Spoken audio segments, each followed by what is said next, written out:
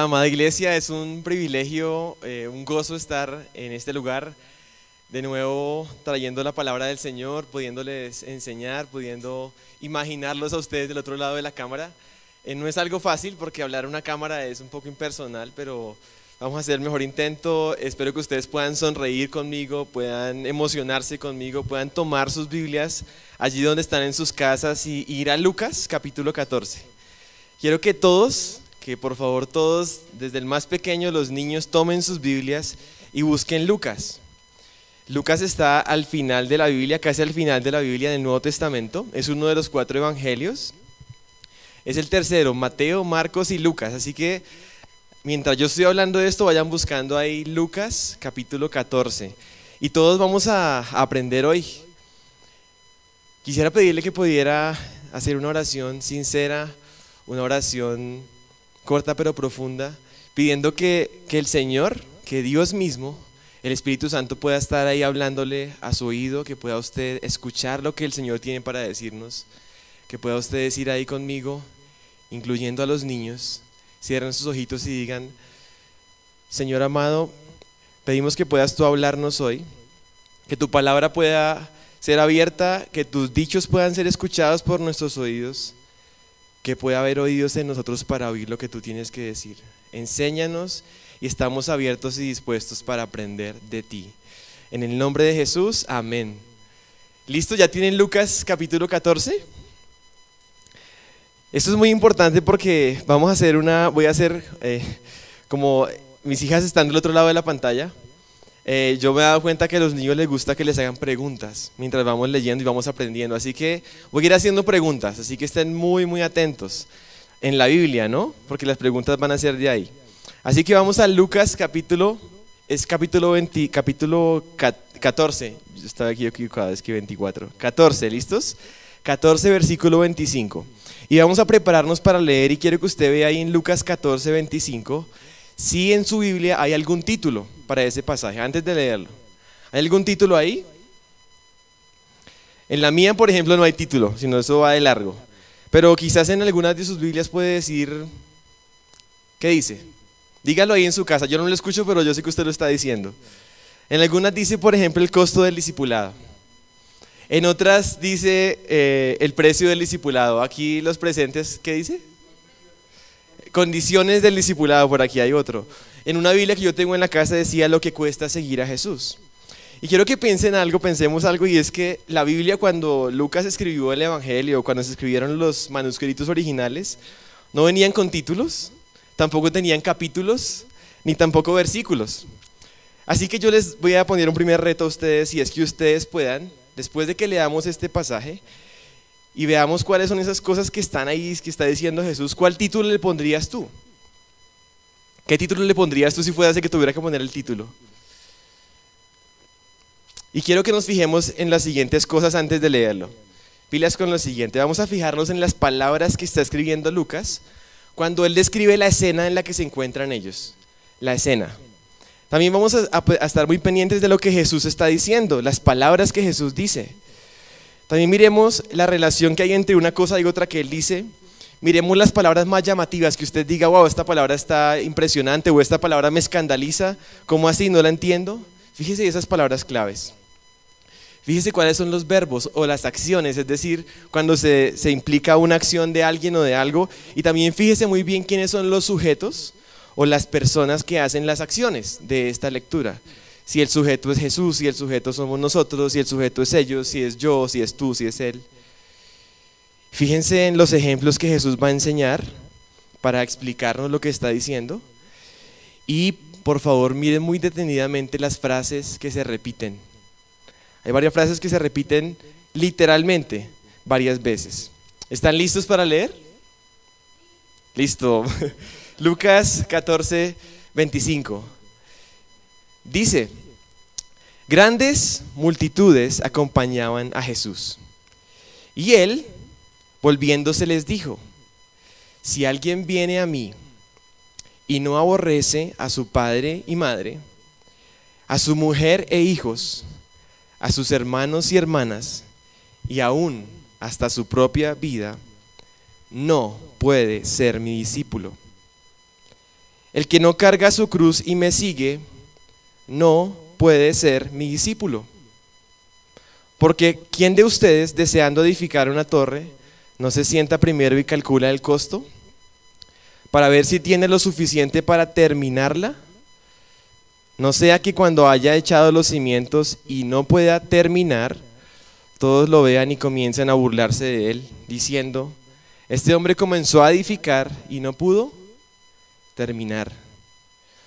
¿O qué rey, cuando sale al encuentro de otro rey para la batalla, no se sienta primero y delibera si 10,000 hombres es bastante fuerte para enfrentarse al que viene contra él con 20,000?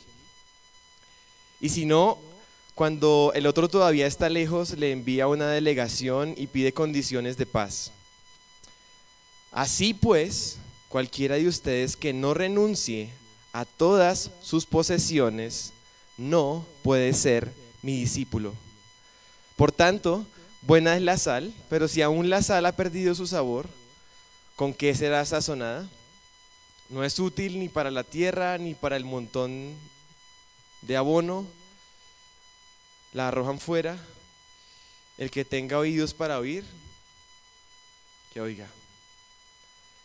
Impresionante. Ahora vamos con las preguntas. ¿Listos? Niños y adultos. Listo, primera pregunta. ¿Cuál crees que es la palabra o la frase más difícil de interpretar de este pasaje? Las respuestas pueden ser diversas, pero piénsalo. ¿Cuál crees que es la frase clave que se repite en este pasaje? Y les voy a dar una pista, se repite 3 veces. ¿Qué dicen los presentes? Una frase, literal. No puede ser mi discípulo, se repite 3 veces, ¿cierto? ¿Cuántas veces? Bueno, ya lo dije, perdón, me adelanté. Ahora, pero dice no puede ser mi discípulo 3 veces, pero ¿qué cosas están adicionadas o juntas a eso? Y voy a darles una pista. El sujeto de esas cosas es el discípulo. Lucas 14, 26. El que no aborrece, ese es uno de los verbos, no puede ser mi discípulo, en resumen. Lucas 14, 27. El que no carga su cruz y viene en pos de mí, no puede ser mi discípulo. O el que no renuncia a todas sus posesiones, ¿qué dice ahí? No puede ser mi discípulo, versículo 33. ¿Crees que hay diferencias entre alguien que acompaña a Jesús? Porque fíjense que al principio dice que había una gran multitud de gente acompañando a Jesús. O también dice que hay algunos que vienen a Jesús, otros que son sus discípulos. Hay 3 cosas distintas ahí. ¿Crees que hay alguna diferencia en esas palabras y en lo que implica? Otra pregunta, ¿cuántas historias o ilustraciones usa Jesús para enseñar estos puntos? ¿Cuántas? Él cuenta una historia de una torre, ¿cierto? Un hombre que iba a edificar una torre. ¿Y otra historia de quién? ¿De quién? De un rey, ¿cierto? Que iba a la guerra. Muy atentos con esto porque esto depende todo el entendimiento de esto. ¿Qué tienen en común esas 2 historias o ilustraciones? Yo sé que son demasiadas cosas, pero hay mucho en un pasaje. O sea, ¿qué cosas Jesús está diciendo idéntico en las 2 ilustraciones? Y no lo respondan todavía, vamos a aprenderlo más adelante, pero quiero que vean que hay cosas muy importantes acá. ¿Cuál es la clave de cada una de esas ilustraciones? La de la torre, por ejemplo, ¿cuál es el punto que Jesús quiere explicar ahí? ¿Cuál es el punto que quiere explicar con la historia del rey? Y quiero dar una clave a los niños. Yo sé que hay algunos que simplemente lo que yo voy diciendo, algo cogen y lo dibujan, ¿cierto? Pero algunos otros necesitan ayuda, entonces voy a ayudarles. Esta enseñanza la pueden dividir en 4 escenas, ¿cierto? 3 de esas escenas son las 3 enseñanzas que tienen que ver con ser un discípulo de Jesús. Pero la primera escena tiene que ver con el escenario, en dónde está Jesús, con quién se encuentra, quién lo está rodeando. Así que pueden empezar, niños, por dibujar el escenario de esta historia. Y el escenario es este. ¿En dónde está ocurriendo esto? Recuerden que hemos venido estudiando toda una serie de enseñanzas en donde Jesús está yendo de camino a Jerusalén viene de su ministerio en Galilea y se dirige a Jerusalén. Yo traje unos mapas, espero que los puedan ver, en donde ustedes pueden ver a Jerusalén, que está al sur, a Galilea, o donde está el mar de Galilea arriba, y Jesús está yendo de norte a sur caminando hacia Jerusalén. Esa es la escena que está pasando, y es interesante que Lucas dedica 10 capítulos del Evangelio para ese viaje a Jerusalén. Es de contrastar, porque Mateo, por ejemplo, solamente dedica 2 capítulos a ese viaje a Jerusalén. Marcos dedica solamente 1 capítulo.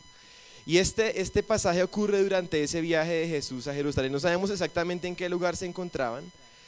Y la mayoría de enseñanzas o amonestaciones que encontramos en esos pasajes del capítulo 12, 13, 14, tienen que ver con amonestaciones dirigidas a los opositores de Jesús, los fariseos, los intérpretes de la ley, Herodes, etcétera, mezclados con algunas enseñanzas para sus discípulos. Y miren cuál es la escena, y quiero que vean esas palabras en el versículo 25. Cada palabra, fíjense lo que dice ahí: grandes multitudes acompañaban a Jesús. Y quiero que podamos ver una imagen que traje de unas grandes multitudes y podamos imaginarnos la escena: grandes multitudes siguiendo a Jesús. ¿Cuánta gente podría ser esas grandes multitudes? Y quiero que notemos algo de lo que Lucas está describiendo esta escena. Él está diciendo en plural grandes, y también está diciendo multitudes. Miren esos detalles: grandes multitudes. ¿Sí ven eso? Él no está diciendo una multitud, sino está diciendo multitudes. Además de eso, utiliza el adjetivo grandes para describir las multitudes. Quiero que piensen en este ejemplo, niños. Si yo les digo a ustedes una pelota, ustedes piensan en una pelota quizás de este tamaño, una pelota. Pero si yo les digo una pelota grande, ustedes quizás se imaginan una pelota más grande. No sé qué tan grande se la puedan imaginar. Y si yo les digo, además de eso, no es una pelota grande, sino son unas pelotas grandes, imagínense todo lleno de pelotas grandes. Esta es una escena en donde no hay una multitud, ni siquiera solamente hay multitudes, sino hay grandes multitudes. Tengan muy en cuenta esto. Ahora a mí me venía la pregunta: ¿será que en el libro de Lucas, en el Evangelio de Lucas, hay momentos en donde hay muchas multitudes descritas? Y realmente hay 3 lugares en donde se describen a multitudes. El primero es en Lucas 3:7, cuando Juan el Bautista está en su ministerio de bautizar y vienen grandes multitudes para ser bautizadas por él. Eso es unos años antes de esta escena. Después, en el inicio del ministerio de Jesús, Lucas 5:13, Jesús inicia su ministerio y dice que grandes multitudes se reunían para oírla y eran sanados por él. Pero han pasado, ahora en Lucas 14:25, este pasaje, han pasado varios años de ministerio de Jesús, en donde su fama se ha extendido por muchos lugares, por muchas ciudades, por muchas aldeas. Está en el clímax de su ministerio, viajando ahora de Galileo hacia Jerusalén, pasando por ciudades nuevas. ¿Cuánta gente habría en esta multitud de personas? ¿Será que era la multitud más grande que habría seguido a Jesús en todo su ministerio? No sabemos, pero es muy posible que sí, porque ya su fama se había extendido. Y ahora quiero que pensemos en algo, y es la palabra que aparece con esas multitudes. ¿Qué dice ahí? Grandes multitudes. Ajá, iban con él, seguían. ¿Algunos tienen otra versión de la Biblia? ¿Acompañaban? ¿Seguían? ¿Iban? Sí, fíjense que ahí no dice que había grandes multitudes de discípulos de Jesús. Eran personas que le acompañaban, que iban, y eso es una gran diferencia, ser un discípulo. Y en un punto, todos podríamos llegar a ser uno de esos que acompañan a Jesús entre una multitud muy grande. Pero quiero que vean ahora lo que sucede en esta escena. Hay grandes multitudes que acompañan a Jesús, o que van con Jesús, o que están siguiendo a Jesús. Y de repente Jesús, de camino a Jerusalén, con todas esas multitudes siguiéndole, no me quiero salir de la escena, ¿cierto? Todas las multitudes siguiéndole, Jesús hace un alto y dice que volviéndose, les dijo. Es como, imagina esa escena en donde Jesús se voltea, para de caminar, hace un alto para hablarles. El mismo Señor necesita hacer un alto en nuestras vidas, en las vidas de esta multitud y en nuestras vidas, para decirnos, y así ayudarnos a evaluar nuestro compromiso y nuestra motivación hacia Él. ¿Por qué sería necesario ese alto? ¿Acaso grandes multitudes acompañando a Jesús no sería una muestra del éxito de su ministerio? ¿Tanta gente siguiéndolo? Pero pareciera que ese no es el éxito del ministerio de Jesús. Eso es lo que realmente no le interesan tantas multitudes que lo sigan. A él le interesan es discípulos. El objetivo del Señor no es atraer grandes multitudes que lo aprecien, sino hacer discípulos verdaderos. Quizás las multitudes reaccionaban rápidamente y positivamente ante las noticias de Jesús, sus milagros, su capacidad de hacer prodigios, de liberarlos, pero probablemente sin un compromiso firme. Y por eso, ahora que Jesús se voltea y le dice a estas multitudes, quisiera que usted pudiera decir una pequeña oración a Dios. Dime, Señor, te escucho. Y este pasaje termina diciendo: el que tenga oídos para oír, que oiga. Así que escuchemos lo que Jesús tiene que decir en este alto en el camino. Ahora quisiera que notáramos alguna otra cosa aquí, y es que en todo este pasaje, a pesar de las multitudes, quiero que vean el contraste que hay entre las grandes multitudes y una persona en específica. Cuando Jesús se dirige y voltea y habla, Él no está hablando a las multitudes, sino está hablando a cada uno. Está hablando en singular. Mire usted lo que dice ahí en Lucas 24, 25 y 26. Dice: si alguno viene a mí. Ese alguno es una persona, es singular. No dice algunos. Después en el versículo 27, el que carga su cruz, es una persona a la que le está hablando. No es los que cargan su cruz y me siguen. Es el que carga su cruz y me sigue, y eso tiene algo muy importante que decirnos ahí. O en el versículo 33, así pues cualquiera de ustedes, a pesar de que hay muchos en la gran multitud, al Señor no se le refunde ninguno. Y está haciendo ese alto para hablarnos a nosotros mismos, para hablarme a mí, para hablarte a ti entre esa gran multitud, porque no te confundes o no te pretendas confundir entre toda esa multitud. Aquí hay otro asunto hay otra palabra que usa mi Biblia. Ya vimos que una era que seguían a Jesús y le acompañaban, y aquí Jesús está diciendo: si alguno viene a mí. En sus Biblias, ¿qué dice ahí? Probablemente una palabra distinta a la que había cuando decía que venían multitudes siguiéndolo. Aunque quiera seguirme.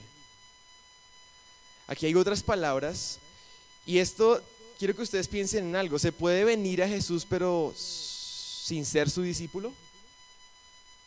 Claro que sí, se puede. Un falso discípulo. ¿Se puede acompañar a Jesús pero sin ser su discípulo? Claro que sí se puede, y es un falso. Y quiero que vean el contraste entre las multitudes que le acompañan y aquellos que vienen, pero como discípulos. Ahora, si es necesario venir, por supuesto, porque el Señor dice: el que quiera venir a mí, o si alguno viene a mí, o viene en pos de mí, pero hay que venir como un discípulo. ¿Podría ser yo uno de los que vienen a Jesús? Vamos un paso más adelante. Ya no solamente uno de los que acompaña a Jesús en una gran multitud, sino uno específico que viene a Jesús. Ya tenemos la escena, espero que los niños ya han podido dibujar la primera escena. Jesús caminando con grandes multitudes que le siguen, haciendo un alto en el camino, un stop, y ahora hablando a uno en específico, y a todos en específico, a ti y a mí. Y ahora vamos a la siguiente escena, o a la siguiente cosa, y es esta primera parte en donde Jesús está enseñándonos el costo de ser un discípulo. Yo al final creo que esos títulos que aparecen en las Biblias sí tienen que ver con la esencia de lo que Jesús está enseñando. El costo del discipulado, lo que implica seguir a Jesús. Ese es el punto. Y la primera cosa de la que Jesús habla es que, y los que toman nota, los adultos pueden tomar nota de esto, y es que ser su discípulo implica amar más a Jesús que a mi familia. Ese es el primer punto. Miremos cómo lo dice Jesús. Grandes multitudes acompañaban a Jesús, versículo 25. Y él, volviéndose, les dijo: si alguno viene a mí y no aborrece a su padre y madre, a su mujer e hijos, a sus hermanos y hermanas, y aún hasta su propia vida, no puede ser mi discípulo. Y esa palabra aborrece es una palabra que es bastante fuerte. Yo me preguntaba: ¿y por qué será que Jesús había usado esa palabra? ¿No podía usar otra? ¿O por qué será que los traductores escogieron esa palabra, aborrecer? Y busqué en varias Biblias y en muchas decía aborrecer. Quizás en las traducciones menos literales dice sacrificar el amor a, como la Nueva Versión Internacional, o seguramente la Nueva Traducción Viviente, dice algo más, ya como más suave, por así decirlo. Pero quiero que noten una nota que aparece en la Nueva Versión Internacional. Ellos traducen: el que no sacrifica el amor a padre y madre no puede ser mi discípulo. Pero hay una notica que dice en el pie de página, dice literalmente: el que no odia, el que no aborrece.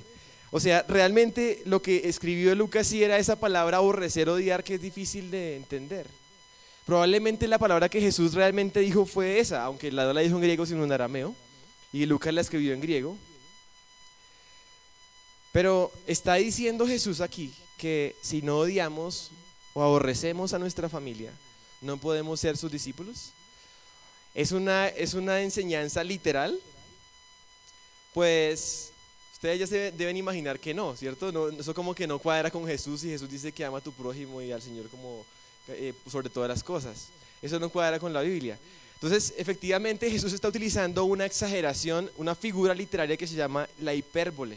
Eso suena como, no sé, como una bola muy grande, pero es como una figura literaria. Y Jesús, como maestro, Jesús utiliza ese tipo de herramientas literarias para ayudarnos a recordar y hacer memorable y enfático cierta cosa. Y aquí Jesús está usando la exageración de la hipérbole. Ahora, quiero que entiendan algo. Usar una figura literaria no significa hablar como, digamos que hablar en una categoría menos verdadera de lo que realmente es. No es como para decir, bueno, despreciamos esta enseñanza porque Jesús está exagerando, entonces no lo tomemos tan en serio. Más bien tenemos que tomarlo tan en serio en vista de la exageración, porque Jesús nos está queriendo decir algo muy exagerado. Voy a darles un ejemplo de una hipérbole que está en otro pasaje, pero para que entendamos cómo funciona esta forma de enseñar. Hay una enseñanza sobre la lujuria que Jesús hace en Mateo 5:29. Dice: por tanto, si tu ojo derecho te es ocasión de pecar, sácatelo y tíralo. Esa es una enseñanza también que está utilizando esa figura literaria, hipérbole. Los seguidores de Jesús, los discípulos, no eran conocidos como la asamblea de los discípulos tuertos.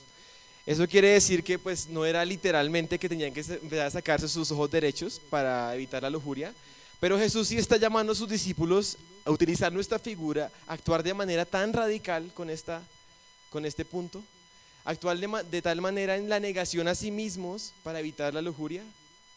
Si lo aplicáramos hoy, ¿qué diríamos?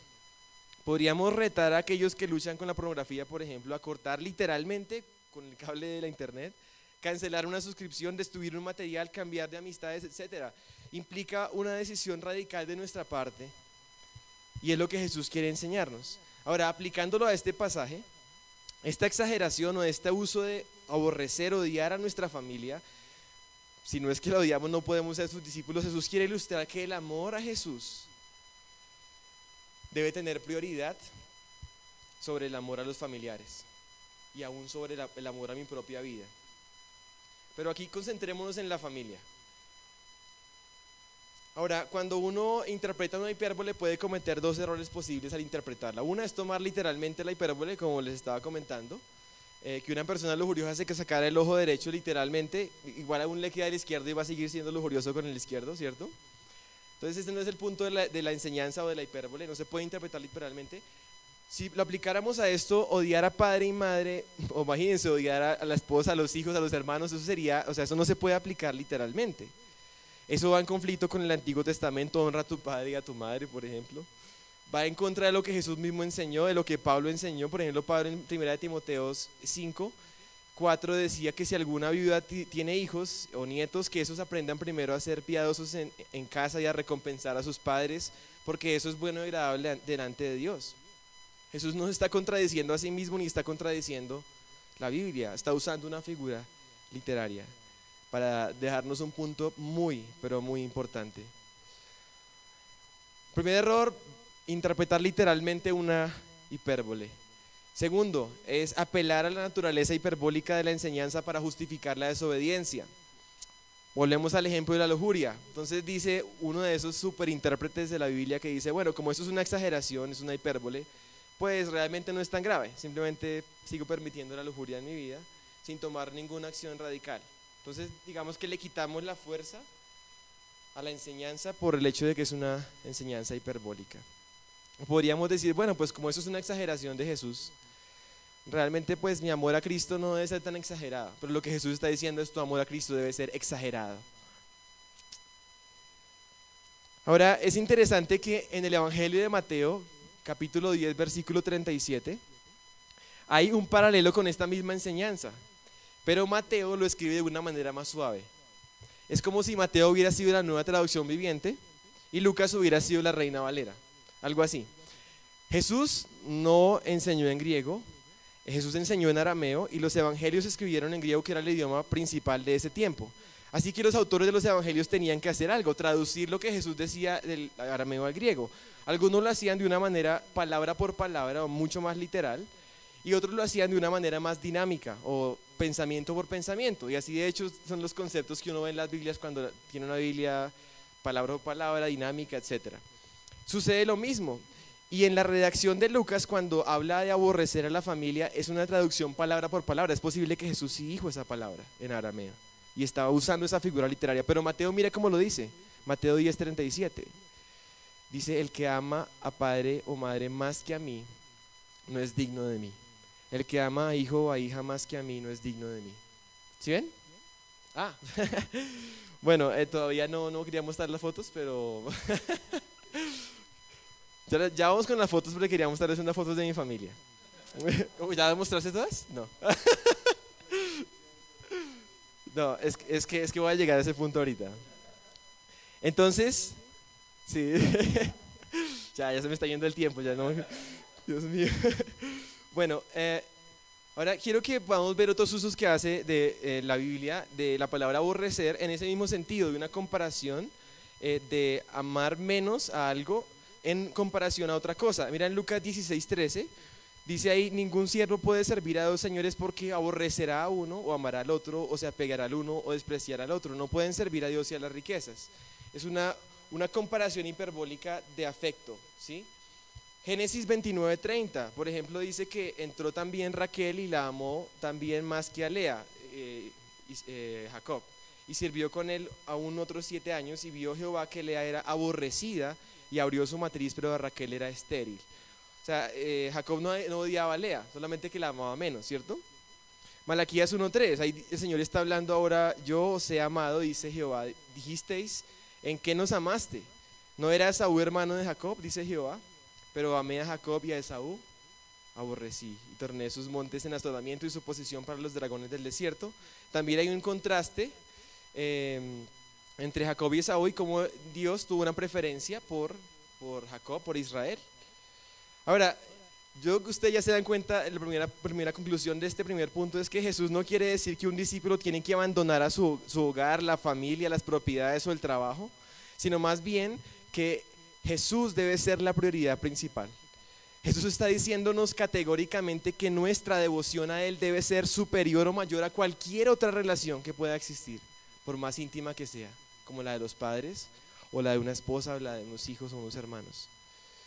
Y aquí aborrecer significa amar menos, y en comparación, nuestro amor hacia Jesús debe ser tal que nuestro apego hacia todo lo demás, hacia nuestra familia, nuestro padre, nuestra madre, esposa, hijos, hermanos y hermanas, y aún hasta nuestra propia vida, se podría parecer al odio en comparación a nuestro amor a Jesús. Y ahora sí quiero mostrarles unas fotos. Y quiero que noten algo en esta sección del pasaje.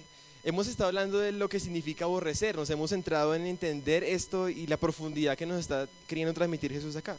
Pero él menciona a varias personas. ¿Por qué Jesús no habría dicho el que no aborrece a su familia no es digno de ser mi discípulo? Jesús se tomó el tiempo de detallarlos a cada uno de esos miembros de una familia o posibles familias. Y empieza por padre y madre. Y quiero presentarles a mi papá y a mi mamá, José Páez y Doris Quevedo. En esa foto de niños, lamentablemente como ellos se divorciaron, no tengo fotos de ellos dos juntos recientes. Me tocó esa foto viejísima, pero quiero que pensemos algo. Cronológicamente, uno cuando llega a su familia, uno no está casado, no tiene hijos todavía, su familia son sus padres. Y se podría decir, y pienso en mis dos hijas, probablemente su mayor amor en la vida hasta el momento puede que seamos nosotros sus padres. su mamá y yo. En ese momento mi mayor amor probablemente eran ellos. Y Jesús los pone de primeros. Pero te está diciendo que debes amar menos a ellos. Y niños y jóvenes, si todavía no se han casado, no tienen hijos, no tienen esposa, el Señor les está diciendo, si ustedes aman a su padre, y que seguramente los aman a su padre y a su madre, los aman muchísimo y eso es una realidad, debes amarme más a mí que a ellos. Eso es lo que está diciendo Jesús. Ahora la vida pasa, las hormonas crecen, ya es hora de encontrar una pareja.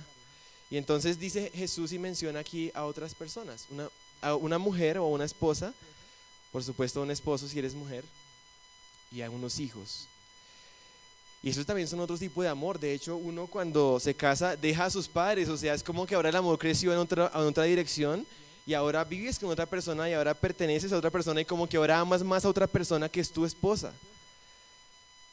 Y dejas a tu padre y a tu madre. Y Jesús te está diciendo, es cierto que la amas o que lo amas, pero a mí me debes amar más. Y quería mostrarle la imagen de mi esposa y mis hijas. Pero cuando nacen los hijos, y los que tienen hijos me van a entender, como que hay otro tipo de amor tan profundo hacia ellos, algo que uno todavía no había experimentado en el amor. Y algunos llegan a renunciar a su esposo y a su esposa, se divorcian, pero la mayoría no llega al extremo de abandonar a sus hijos, porque es un amor muy profundo y ese amor es cierto. Por ejemplo, mi mamá, mi papá, ellos se divorciaron, pero ella no nos abandonó y estoy seguro que nos ama mucho, pero su amor hacia Cristo, tu amor hacia Jesús, debe ser muchísimo mayor en comparación al amor que tienes hacia tus hijos, que es tan grande. Ahora, esto de hermanos y hermanas me parece interesante porque, bueno, yo no sé, pero yo no soy apegado tanto a mis hermanos y hermanas. Quizás uno ya a veces como que se habla muy poco y puede ser el caso de muchos, pero pareciera que los que se quedan solteros o por ejemplo se quedan viudos o se divorciaron, como que al final resultan regresando a esos primeros años en donde tienen una relación muy estrecha con sus hermanos y hermanas. Y aquí tengo a mi mamá y a mi tía. Ellas son un ejemplo de esto. Ya sus padres murieron, ya sus hijos no viven con ellas, o Mari, por ejemplo, mi tía no tuvo hijos, ella es soltera, mi mami es divorciada, y ellas viven juntas, y se han estrechado muchísimo las hermanas. Aún puede suceder que algunos solteros, y puede ser tu caso que me estás oyendo, no tuviste hijos, pero dedicaste tu vida o has dedicado tu vida a cuidar a tu padre y a tu madre, y eso está bien, pero el amor a ellos debe ser menor, o mejor dicho, el amor a Cristo debe ser mucho mayor a ese amor. Ahora quiero que imaginen a su familia. Ahora si podemos quitar mis fotos, quiero que usted pueda visualizar a su familia, a sus padres, a su madre, a su hermano, a su hermana, a su mujer, a sus hijos, y preguntarse, ¿amo más a Jesús que cualquier otra de estas personas? ¿Podría ser que mi amor a padre o a madre o a esposa o esposo o hijo o hija, hermano o hermana es mayor que el que le debo a Jesús? En esta área de la familia, ¿tienes algo que reclamarle a Dios por lo que le sucedió a un familiar quizás? ¿O eso te tiene alejado de Dios o de la devoción completa a Cristo por lo que no logras conciliar cómo eso pudo ser posible?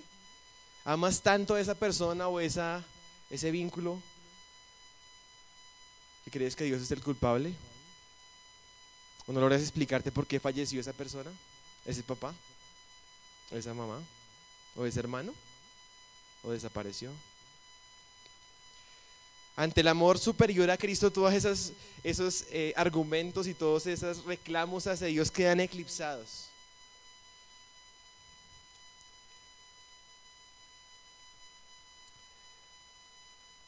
Niños ya pueden haber dibujado la segunda escena de esta historia y es: ama más a Jesús que a cualquier miembro de tu familia. Ser un discípulo de Jesús implica esto. Ahora vamos a nuestra siguiente escena, nuestro siguiente punto de lo que implica ser un discípulo. Y segundo, y pueden escribir ahí en sus notas, ser su discípulo implica amar más a Jesús que aún mi propia vida. Que aún mi propia vida. Y quisiera que volviéramos a leer el pasaje y viéramos cómo esa palabra y aún hasta mi propia vida no podía faltar aquí. Grandes multitudes acompañaban a Jesús y él volviéndose les dijo: si alguien viene a mí y no aborrece a su padre y madre y a su mujer e hijos y a sus hermanos y hermanas y aún hasta su propia vida, no puede ser mi discípulo. El que no carga su cruz y me sigue no puede ser mi discípulo. Y quiero que noten aquí cómo se entrelazan esos dos versículos que están hablando de la propia vida. El que no aborrece aún hasta su propia vida no puede ser mi discípulo. O sea, el que no ama menos su propia vida que a Cristo no puede ser su discípulo. Pero también lo mezcla con esto: el que no carga su cruz y me sigue no puede ser mi discípulo. ¿Por qué sobreenfatizar este punto sobre nuestra propia vida? Y lo entiendo muy bien, porque la mayoría de nosotros en este punto es donde necesitamos examinarnos, porque a veces somos tan fríos en el amor a otros. Puede ser tu caso, pero te amas a ti mismo. El ídolo eres tú, no es otra persona sino tú mismo. Y como ya vimos, nuestro amor a nosotros mismos no puede ser mayor al amor a Jesús. Y Jesús utiliza esta ilustración de cargar su cruz y seguirle. El que no carga su cruz y me sigue. Aquí de nuevo hay una indicación en singular, no está hablando a la multitud. Oye, multitudes, carguen sus cruces. No, tú carga tu cruz y sígueme. Y la cruz es famosa por el cristianismo. Y para muchos hoy en día he visto tatuajes de cruces, se ven súper cool. O también he visto personas que se ponen cruces en sus cuellos o en las manillas o una cantidad de símbolos, como una especie de un amuleto, una insignia, un símbolo del cristianismo, de su fe, de su cristianismo tan cool. Pero la cruz era un instrumento de muerte para ejecutar a los peores delincuentes. Cargar tu cruz no tiene una connotación, digamos que en cierto modo de humanamente hablando, de una vida, sino más bien de una muerte. Y en la época de Jesús era un instrumento de muerte. En términos modernos pudiéramos pensar en un instrumento de muerte público, como por ejemplo una fusilación, ser fusilado o ser decapitado o llevado a la silla eléctrica o una inyección letal. Pero en la época de Jesús esta era la forma de ejecución más terrible. Desde hecho, desde la óptica de los judíos, el que moría en una cruz o como moría en un madero era maldito. Si alguien moría de esa forma, probablemente era la persona más despreciable que podía pensarse. Dice Gálatas 3:13, y Pablo está citando Deuteronomio 21:23, maldito todo el que es clavado en un madero. Para los romanos esa pena era la pena máxima, una muerte que era tan degradante a la que los ciudadanos romanos ni siquiera debían ser condenados. La crucifixión era la forma más degradante de ejecución que se podía infringir a una persona y estaba reservada para los rebeldes más despreciables. De hecho, eran crucificados desnudos y en la presencia de toda la gente que pasaba. La muerte de Jesús en la cruz es la muerte más famosa de la historia y que ha hecho famosa la cruz.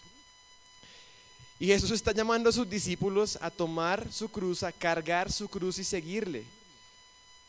Y no lo está diciendo como algo que él no fuera a hacer. Jesús mismo se despojó a sí mismo. Jesús mismo cargó su cruz, negándose a sí mismo hasta la muerte, haciéndose obediente hasta la muerte y una muerte de cruz. Y él de hecho dijo, antes de ir a la cruz: Padre, si es posible, pasa de mí esta copa, pero que no se haga mi voluntad sino la tuya. Y a eso mismo nos está llamando Jesús a sus discípulos. Carga tu cruz. No es la cruz de otro, ni otro puede llevar tu cruz. Esto no es una cuestión de la multitud y Jesús. Es de yo y Jesús. Es de tú y Jesús. Negarme a mí mismo, morir a mí mismo, a mi voluntad, perder mi vida por su causa para ganarla. Ese es el costo del discipulado. Esta es una acción que de hecho es continua, porque ahí dice que sí, me sigue. ¿Cuándo se acaba esto? Dura toda tu vida. Le seguimos con nuestra cruz cargada. No interesa qué edad tengas, si ya estás en el final del camino o al inicio del camino, para poder ser su discípulo, carga tu cruz y síguelo. Y quiero que pienses en algo: ¿qué áreas de tu vida y en lo más profundo de tu ser? No estoy hablando de la familia, ni de cosas externas. Mírate hacia adentro. ¿Qué áreas de tu vida aquí adentro todavía tienes reservada para ti?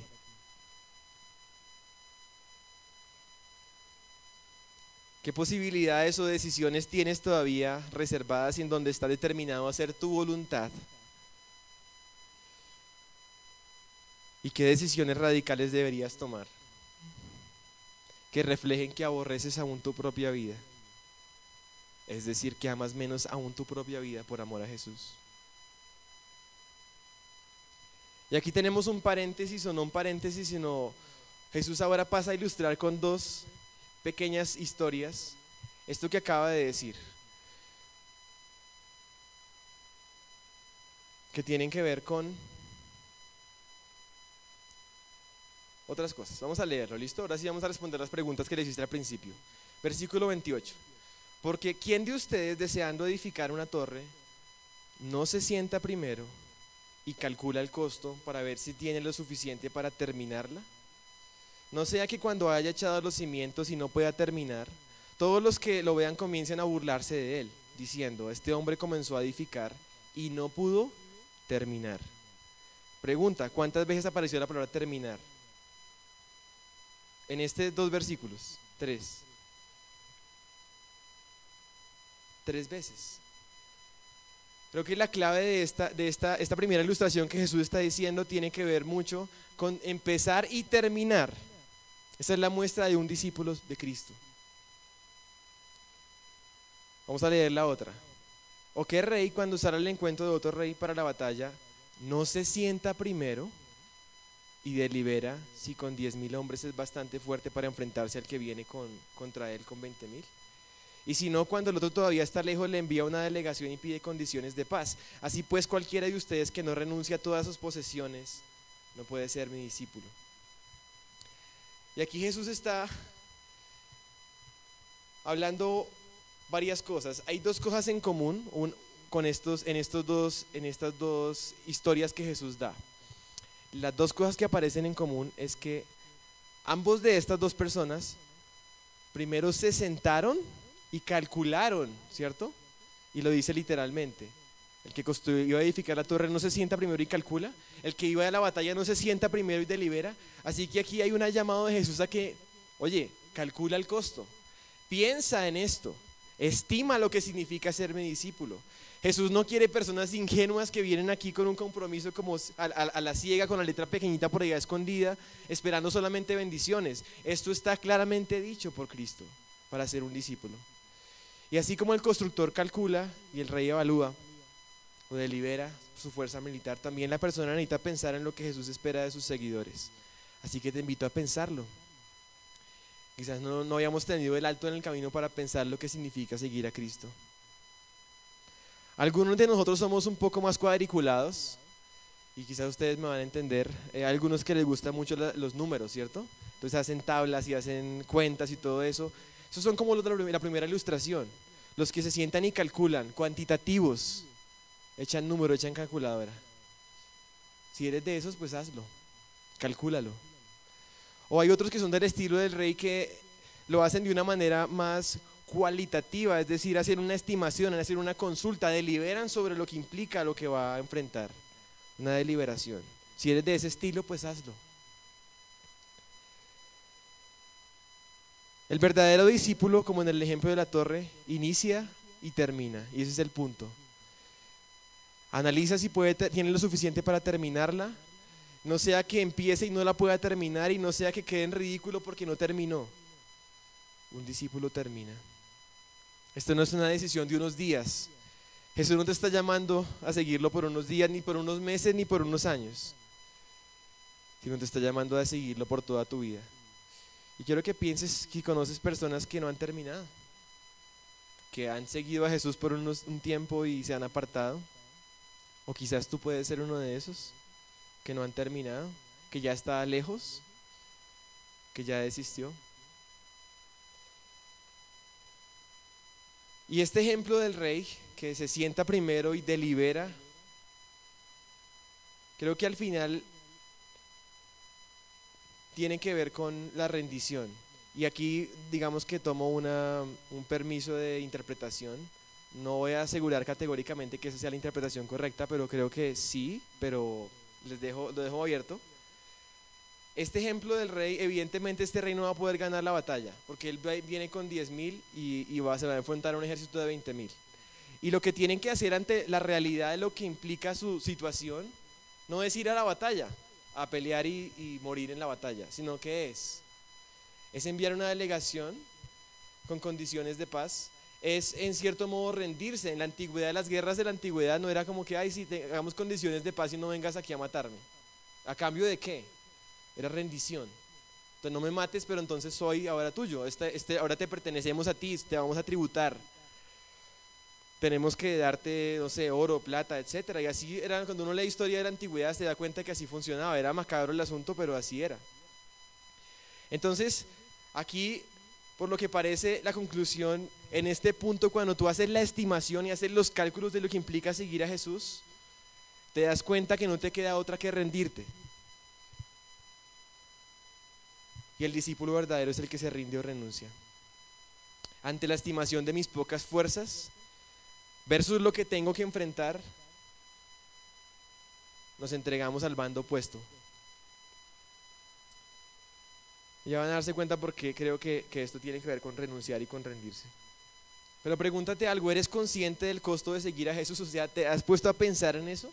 ¿Eres consciente que quizás es más de lo que tú pudieras hacer en tus fuerzas? Y que debes rendirte para ser propiedad suya y rendir tu libertad a Él.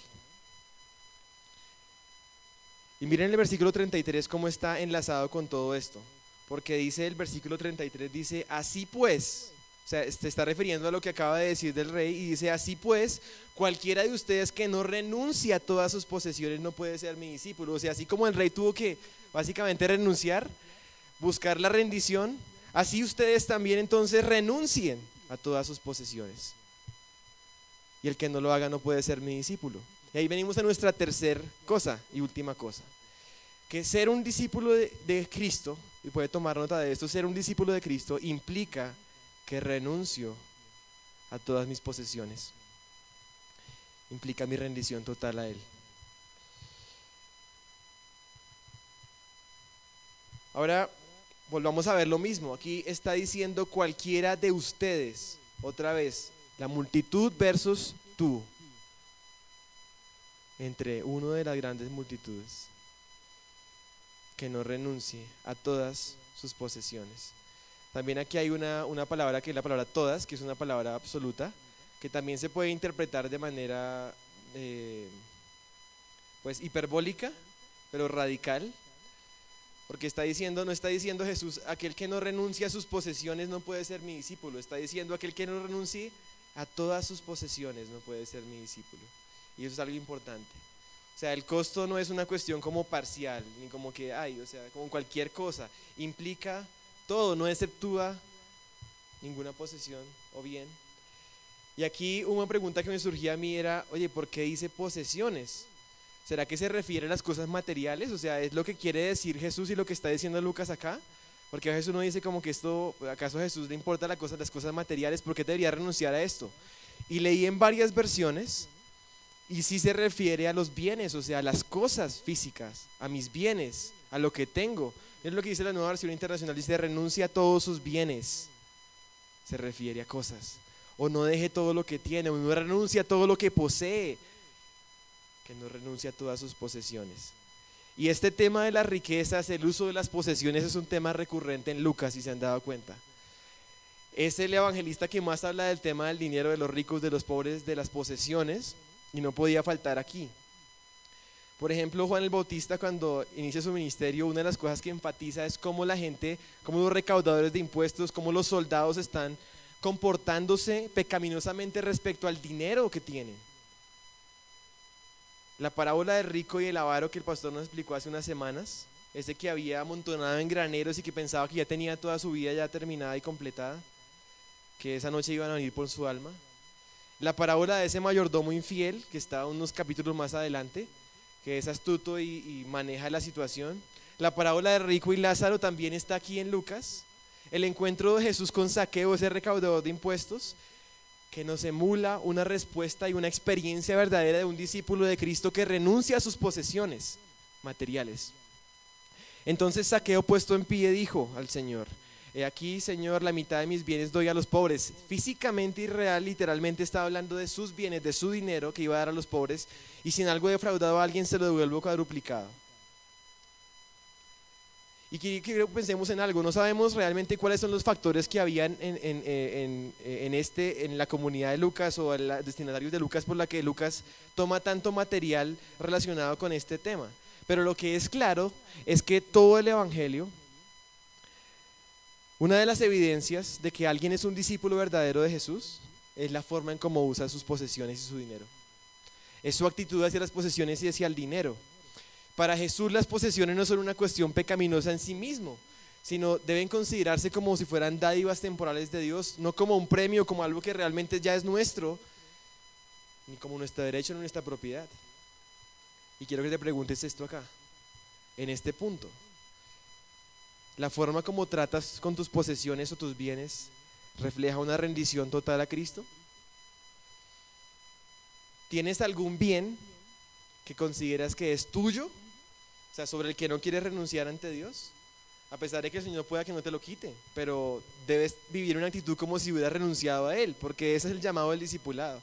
Quizás puede ser tu empresa, puede ser tu negocio, puede ser tu casa, tu carro, alguna otra cosa, no sé, piénsalo. Cualquiera de ustedes que no renuncie a todas sus posesiones no puede ser mi discípulo.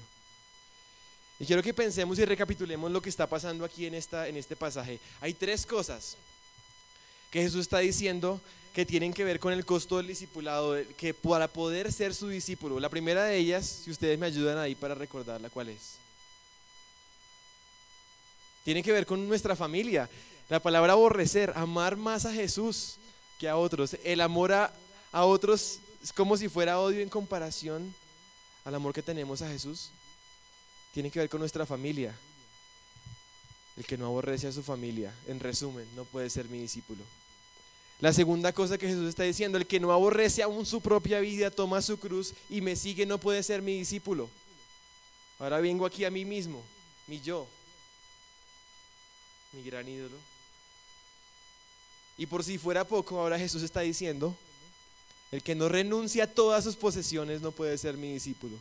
Lo que nos quedaba, que eran las posesiones, también nos lo quitó Jesús. Ser un discípulo tiene un costo muy alto, y el costo creo que ustedes ya lo han podido deducir. Es exagerado, porque es todo. O sea, no se puede ser un discípulo de Jesús a media, eso es lo que Jesús está diciendo aquí. Ni siquiera un 99% un discípulo. ¿Y por qué tiene que ser así? ¿Acaso Jesús o Dios es un macabro y egoísta que nos demanda una entrega total para ser sus discípulos sin ninguna razón? ¿Quién podría demandarnos ese grado de entrega? Y tienen que ser así porque es el mismo Dios y Cristo el que lo está demandando. Tienen que ser así porque Él mismo lo dio todo. Ese Salvador que cruzó los cielos y se hizo carne y se despojó a sí mismo y nos amó con un amor eterno, como cantábamos en esta canción antes, de un amor que es más poderoso que cualquier otro amor.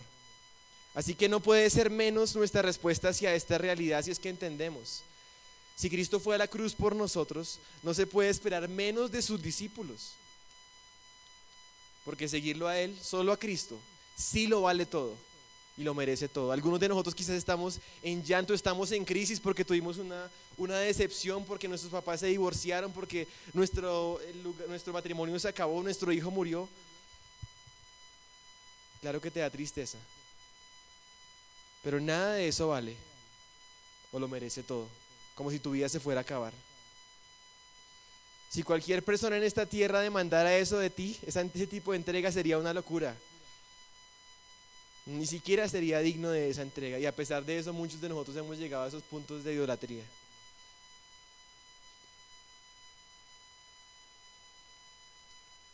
Pero nada de eso vale. Pero seguir a Jesús y ser su discípulo sí lo vale todo, porque solamente Él es digno de toda la gloria, porque todo fue creado por Él y para Él. ¿Sí puedes entender esto? Solo en ese estado en el que tu vida ya no es tuya sino de Él, en el que eres realmente todo lo que puedes ser, es en ese estado. O sea, Jesús no te está llamando a perder tu vida simplemente para que quedes perdido, sino perderla para realmente ganar la vida, porque Él es la vida. Toda la creación fue creada para Él. Y nosotros tenemos el privilegio de ser amados por Él.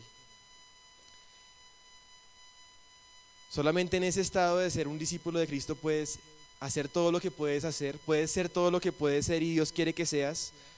Eres todo lo que eres diseñado para ser, una creación y un discípulo para la gloria de Cristo, no una multitud.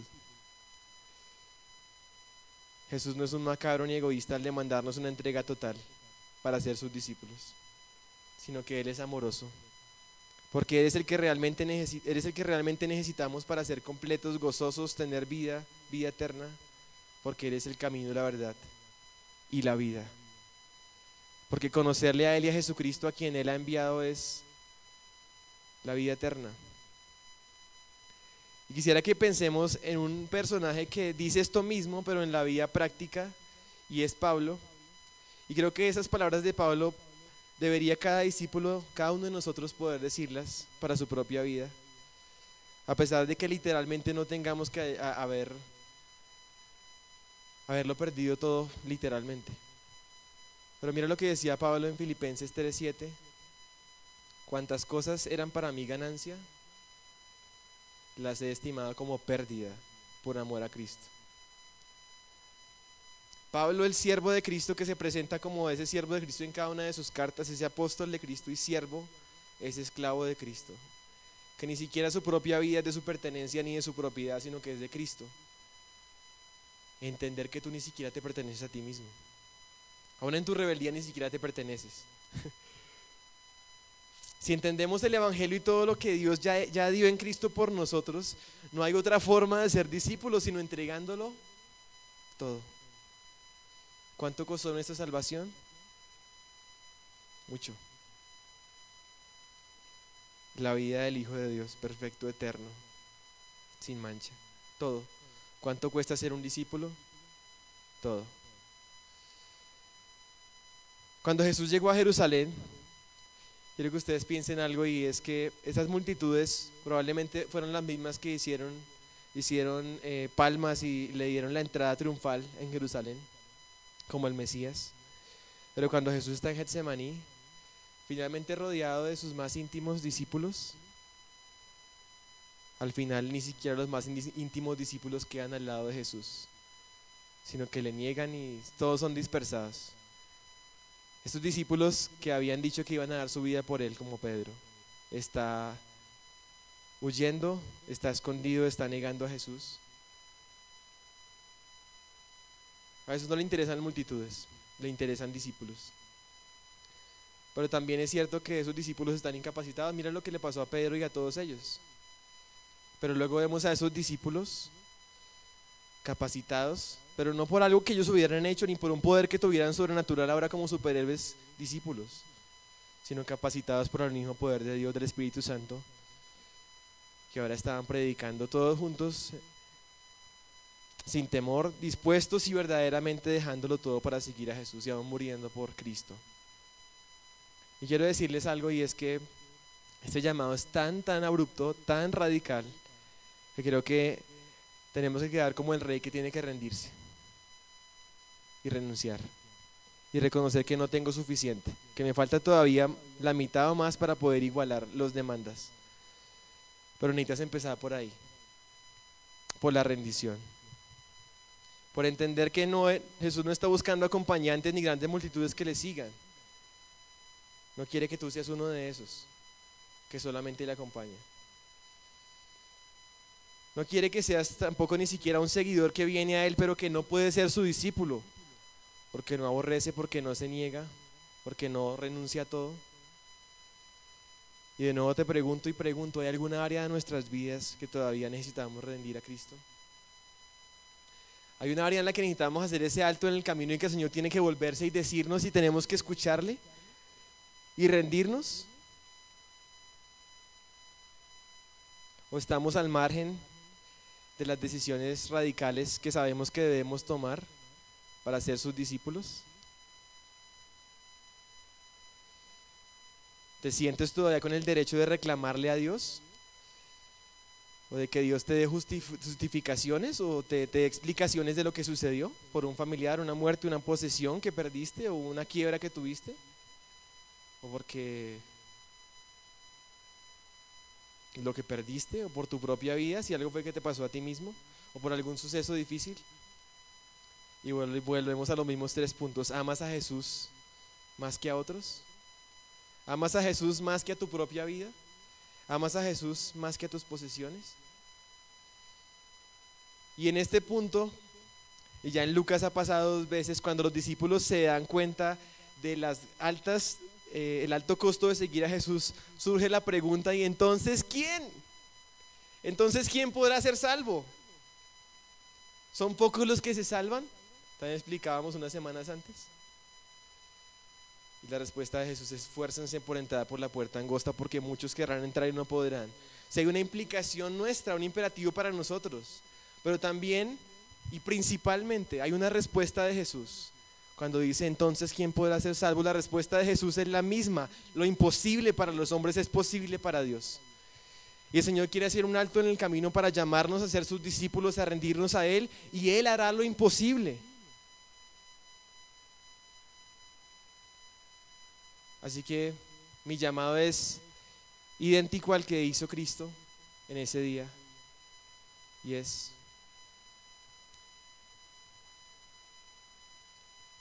que seas uno de sus discípulos, que no quedes descalificado, que puedas rendirte y puedas en las fuerzas y en el poder de Dios ver que lo imposible se logre, porque Él hizo lo imposible y Él hace lo imposible en nuestras vidas.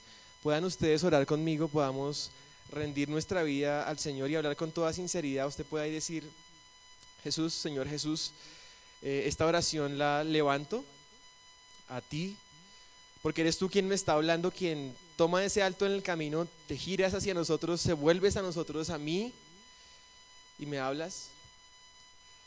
Y hoy he tenido oídos abiertos para escucharte. Señor Jesús, al ver todo esto vemos que no es una cuestión de un juego, no es una cuestión temporal, que seguirte a ti es más que simplemente acompañarte en una multitud, es más que simplemente venir. Seguirte a ti es ser un discípulo. Ese es el tipo de seguidores que tú quieres, y nosotros, ante ese costo tan alto de amarte más que a nuestra familia, de amarte más que a cualquier otra persona, amarte más que a nuestra propia vida, de negarnos a nosotros mismos, de renunciar a nuestras posesiones, ante esa realidad queremos rendirnos a ti. Queremos venir en condiciones de paz para que tú hagas lo imposible en nuestras vidas, para tomar decisiones radicales, claro que sí, esforzarnos para entrar por la puerta estrecha, pero ver tu poder perfeccionado en nuestra debilidad. Señor, que pueda cada uno de los que está en sus casas ahí escuchando, que puedas tú, Espíritu Santo, traer a su mente esas cosas en las que necesita renunciar, esas cosas en las que todavía tiene reservas hacia ti, esa rebeldía en la que se encuentra, o esa idolatría en la que se encuentra, en la que nos encontramos. Queremos vivir para ti y ser como